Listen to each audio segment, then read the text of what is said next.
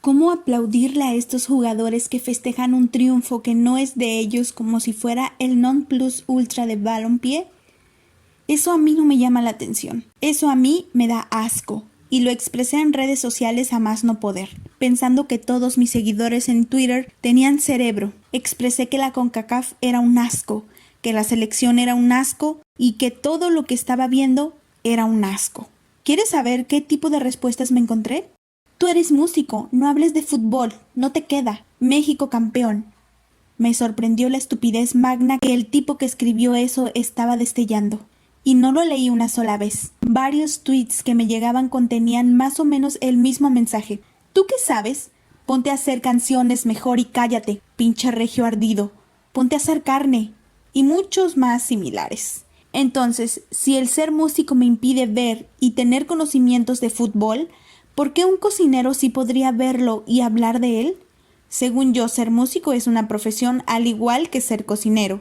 Si seguimos la misma lógica, ¿el cocinero estará condenado a solo hablar de cordillo y de sopa de arroz para siempre? ¿Por qué el ser músico me impide ver fútbol? ¿Qué sensatez tiene esa declaración? A veces sí pienso que algunas personas no son más pendejas simplemente porque no entrenan. Esto que te acabo de narrar es lo más recién en cuanto a fútbol sobre nuestra selección mexicana. Escribo esto en agosto del 2015. Si lo estás leyendo después, no empieces con «Pues eso fue hace mucho y hasta pasamos el Mundial de Rusia». Por eso lo aclaro. Afortunadamente el infame Piojo Herrera cavó su propia tumba al mero día siguiente de ganar la Copa Oro al golpear a un narrador de televisión en pleno aeropuerto de Filadelfia. Solo porque esta persona hacía críticas en las transmisiones. Me hubiera dado mucho gusto que hubiese habido policías en los alrededores del incidente y hubieran metido al señor y a su hija que cacheteó al doctor García, colocutor de otro cronista atacado, Cristian Martinoli, a la cárcel por desorden público en los aeropuertos de Estados Unidos. Puede ser considerado una felonía. Por cosas como esta y muchas otras cosas odio a este personaje. Te cuento, no voy a hablar de Miguel Herrera en su etapa de jugador, pues me tocó verlo muy poco, aunque sí lo recuerdo en el Atlante, en Toros Neza y hasta en la selección mexicana. Voy a enfocarme en su carrera de director técnico. Fiel seguidor de la escuela La Volpista, sé que fue entrenado de Atlantic por varios años con el cual no logró nada. Después fue contratado por mi equipo, los Rayados del Monterrey. Ahí tampoco logró campeonatos, pero llegó a 2 finales de liga perdiendo las 2. Debutó muchos jugadores que aún son titulares en el equipo tantos años después, y hasta fue él quien fichó a la máxima estrella rayada Humberto Suazo.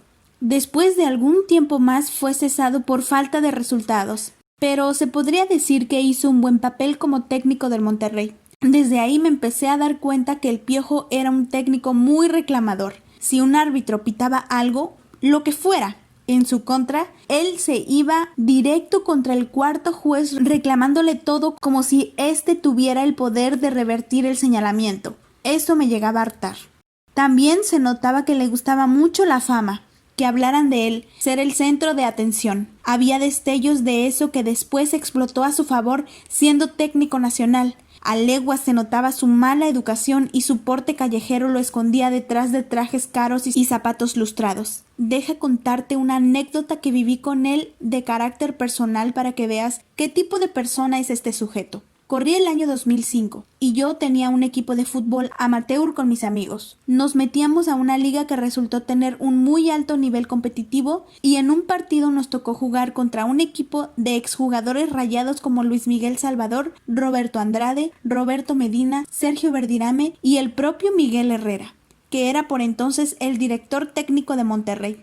Obviamente íbamos perdiendo y por muchos goles, ya que por algo todos eran exjugadores profesionales y no por ser viejos pierden calidad. Tuve una jugada dentro del área contraria. Miguel Herrera me derribó y el árbitro marcó penalti. Me preparo yo mismo para cobrarlo. En eso se acercó Herrera y me empieza a decir para destantearme, en acento chilango naco: «No hombre, mano, ayer con tu hermana me la pasé de huevos, ca. ¡Qué rica está!». Mi hermana nació en el año 2000 y en ese momento ella contaba con 5 años de vida. Se lo hice saber al instante. «Mi hermana, pero tiene 5 años, güey». A lo que contestó dudoso y sorprendido: Sí, yo sé. ese fue técnico de la selección mexicana de fútbol. Regresando a las andadas futboleras, te repito que para mí y para el mundo futbolero, Herrera hizo un buen papel a secas con los Rayados. Después regresó al Atlante sin gloria y creo que descendió a los Tecos, para después ser nombrado técnico de las Águilas del América, equipo con el cual logró su primer y único campeonato como entrenador hasta el momento. Se puede decir que ser DT del América es un puesto importante en el fútbol mexicano, por el arraigo y la historia de esta institución, en mi opinión. Llegó a ese punto por el trabajo que hizo en Monterrey, no por lo hecho en Atlante o en otros equipos que entrenó. Entonces se puede afirmar que llegó al América gracias a los logros aquí con mi equipo. En esa temporada que levantó su único campeonato como técnico a nivel de clubes, el América eliminó al Monterrey en semifinales, ganando el partido de ida en el Estadio Tecnológico. Cuando un jugador le mete gol a su equipo y ese ex equipo significa algo para él por cómo fue tratado o por el cariño que le puede tener a su afición, no festeja el gol y menos en su cancha. Bueno, este tipo festejó con gritos, brincos y demás energía hasta parecía actuado y adrede. Ahí me empezó a caer mal este ser.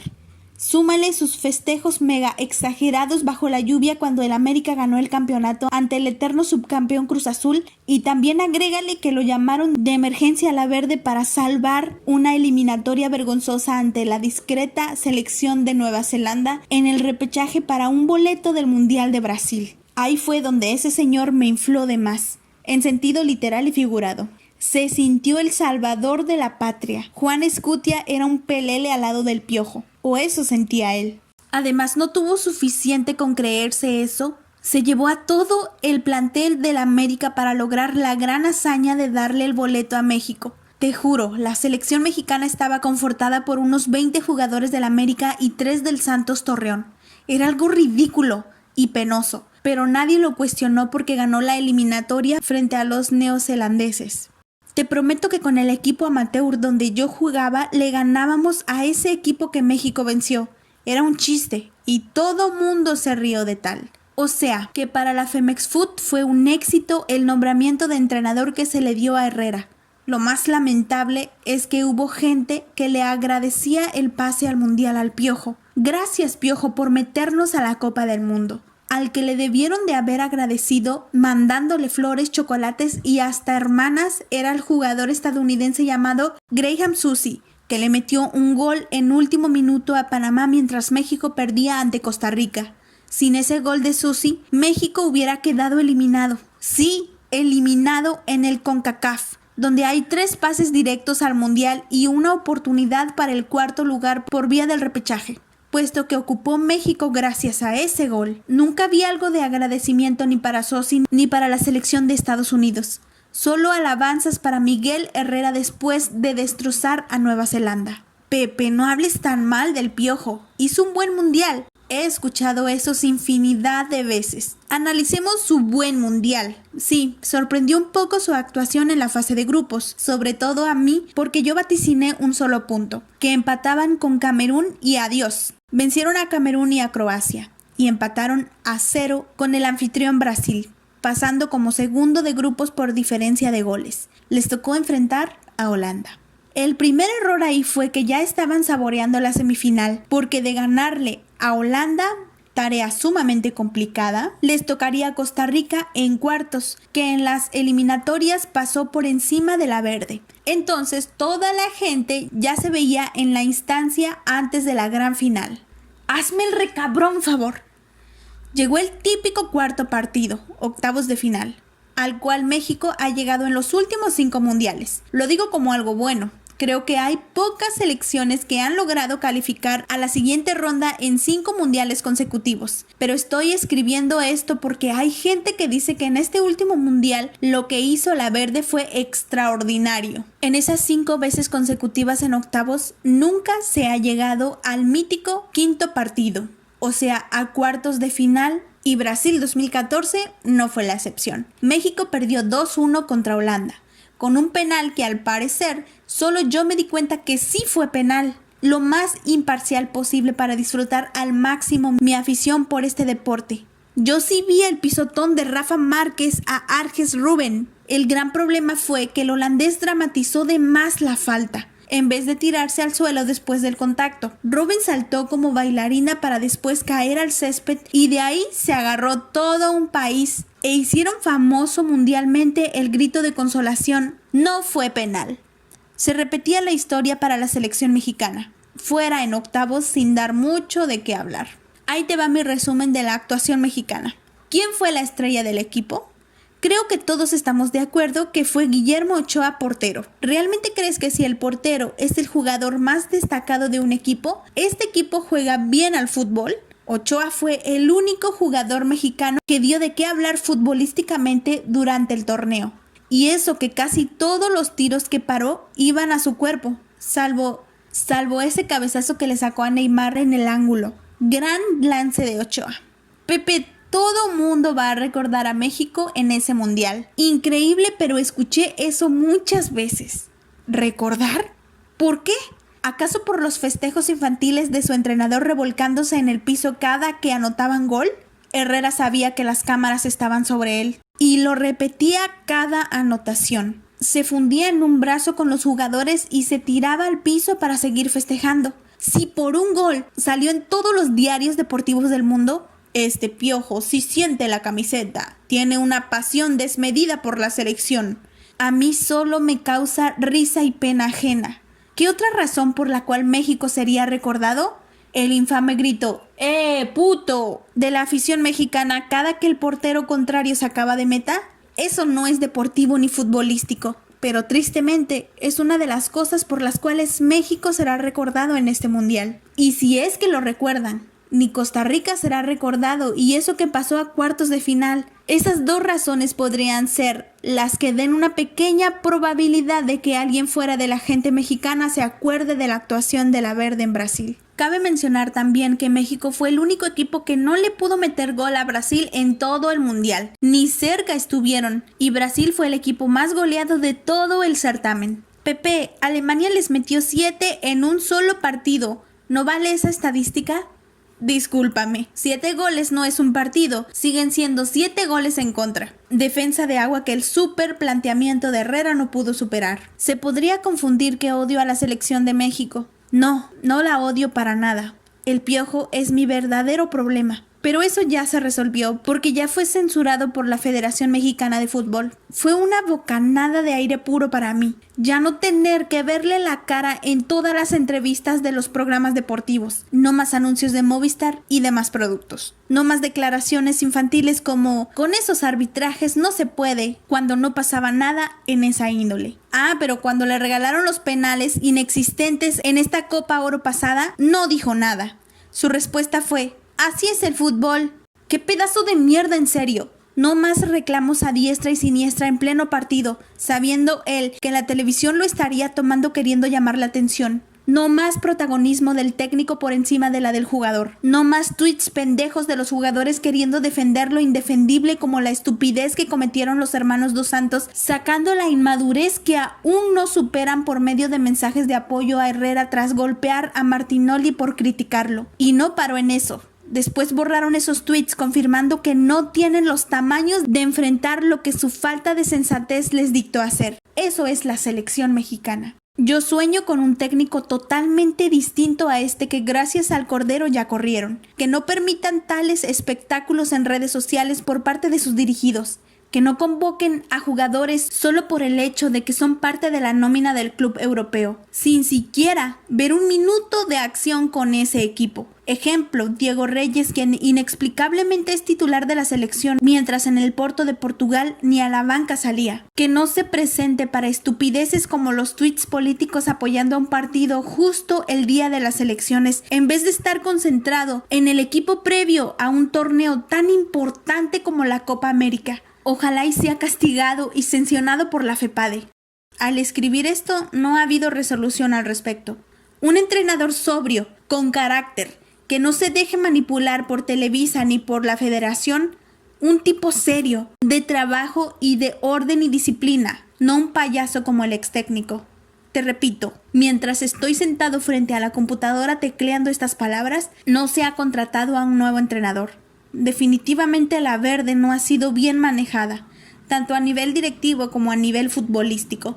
Pero eso sí, a nivel comercial es todo un éxito. Me acuerdo a la perfección la campaña de Bimbo a sándwich. Veías en los comerciales al Chicharito vestido con el uniforme haciendo el ridículo con el baile y con un emparedado entre las manos. También muchas otras marcas promocionaban sus productos con los jugadores de la selección haciéndolos actuar y hacer como que juegan. La marca Adidas, que es la que viste a la verde, casi al final de la eliminatoria para el pasado mundial hizo que la selección entrenara el uniforme que sería usado en el Mundial Brasil porque no había una muy grande posibilidad de que México no clasificara. Normalmente la selección usan los uniformes para la eliminatoria y un par de meses de que inicie la Copa del Mundo sacan a la venta diseños que el equipo usaría en el certamen, con el temor de perderse esa gran venta porque el público mexicano jactándose de pobre consume todo lo que la selección mexicana ofrece. Ver en las calles a miles y miles de personas usando el jersey del año me da la razón. Hicieron que el equipo azteca entrenara su indumentaria mundialística desde el penúltimo partido de la eliminatoria para así sacar más billete de la gente que estaría comprando la playera, aunque la selección quedara eliminada. Al final del día, México se clasificó al mundial y todos contentos, ¿no? Otra cosa que no me queda clara es el por qué sus juegos de preparación son casi siempre contra países que carecen de calidad futbolística. Siempre vemos un México versus Bosnia, México versus Irlanda, México versus Corea del Sur, en vez de que jueguen contra Italia, Inglaterra, Francia o Alemania como lo ha hecho últimamente la selección de Estados Unidos. Y por supuesto que estos partidos son en suelo norteamericano. Saben que allá las mexicanadas no van a fallar por el efecto nostalgia que da el ver a la selección de su país viviendo fuera, y aparte pagan en dólares, y eso para la federación es mucho más atractivo que llenar el estadio Nou Camp en León, vendiendo en peso las entradas. Sé que todo esto es un negocio primero que nada, me queda claro. Pero da coraje cómo solo en las eliminatorias juegan dentro del suelo mexicano. Esto por el reglamento que deben de jugar de local en su propio país. Porque si fuera por los directivos, esos juegos también los jugarían en Dallas o en el estadio de los Cowboys. Estoy esperando a que se designen nuevos técnicos para ver si cambian los manejos tanto futbolísticos como administrativos dentro de la verde. En verdad quiero identificarme con este equipo, quiero que me dé gusto cuando ganen, quiero enojarme cuando pierdan, quiero que me cause algo que no sea indiferencia. Quiero que los juegos de México me llamen más la atención que los de Alemania. Es difícil no querer ver los juegos de los germanos, por el fútbol que despliegan. Pero ya no quiero sentirme atraído por esa selección y esos colores del uniforme que no son los de mi país. Nada me gustaría más que sentirlos de mi propia tierra, pero hasta el día de hoy no lo he logrado. Quiero ver a los jugadores que semana a semana veo en los juegos de la Liga MX ganarles a grandes selecciones. No me da gusto a veces desearle el fracaso a este equipo para que se venga un cambio. Ese cambio nunca va a llegar mientras las arcas de la federación estén llenas de billetes. Se necesita primero un presidente de la Femex Food con sangre en las venas, misma que nos quisieron mostrar Decio de María cuando anunció el cese de Miguel Herrera, pero no le creí del todo.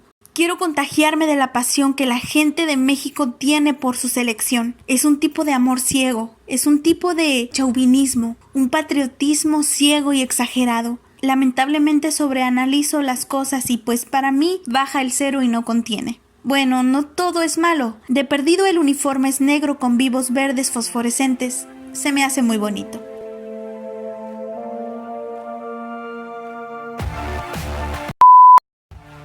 Frente a los neozelandeses, frente a los neozelandeses,